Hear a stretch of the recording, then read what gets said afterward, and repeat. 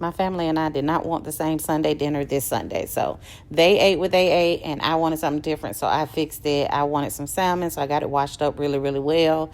I like to leave my skin on the salmon because to me it cooks better with the skin on the salmon. And I don't have to worry about turning or anything like that. It just cooks really evenly, and it helps keep the moisture in. I do like to season both sides of my salmon, even though I don't eat the skin of the salmon. But it's just, I don't know why I do it. But as far as a habit, I do it. I don't eat it. But I bet if I wanted to eat it, it would taste really, really well. I flip it over on both sides. I make sure I pat it dry so that the seasoning will stick. I'm putting on some black pepper and then lots of lemon pepper. Lemon is actually the key to keep your salmon from being so fishy. Put on Slap Your Mama. Slap Your Mama is my favorite season. Some no salt Tony, and then add in just a little bit of Lowry sauce. I'm cutting up some lemons. I like to squeeze the ends of my lemon over the salmon. Again, the lemon takes away the fishy taste of the salmon. I hate very fishy tasting salmon, so I squeeze as much lemon juice as I possibly can from those fresh lemons. And then after I squeeze all the juice out of the ends of the lemons, then I start to make sure I slice up my lemons and put them on. Now, my husband came and stole the camera because he wanted to show y'all his plate, and now he brought it back. I'll tell y'all what they had in just a minute.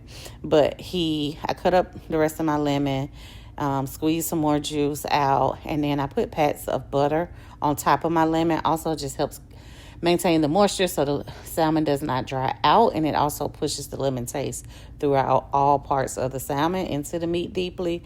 And that's pretty much it. And then it is ready to go in the oven. While my salmon is in the oven cooking, I'm going to go ahead and cut up some peppers. I do not like green bell peppers, but I love yellow, orange, and red peppers. So I'm going to go ahead and get those sliced up really well. I actually enjoyed cooking this meal. I did not want any roast beef for sure that night, so this was the perfect meal for me to kind of throw together and help get me through the work week as well, because I had lots of leftovers to take for lunch. So while they ate the roast beef, the pinto beans, the rice, and the turnip greens, as well as barbecue pig feet, I just wanted this. So I got all my peppers and onions sliced up. I'm going to add that to the kale spinach mixture that I'm getting ready to cook. Now that all the peppers and onions are cut up, I've got in my kale all washed up. I am sauteing some garlic and some olive oil, and then adding my onions and peppers into that so that they can all saute up together. I allowed that to continue to saute and cook down so that the peppers and the onions can get nice and tender.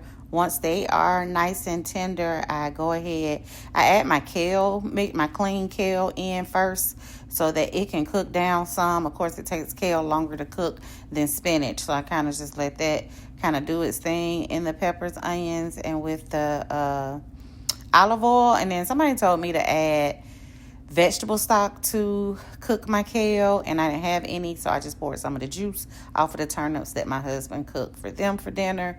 While that is cooking up, I am seasoning up my shrimp pretty much with the same seasonings I use for my salmon. So black pepper, lemon pepper, Slap Your Mama, no salt Tony, Lowry's, that kind of thing.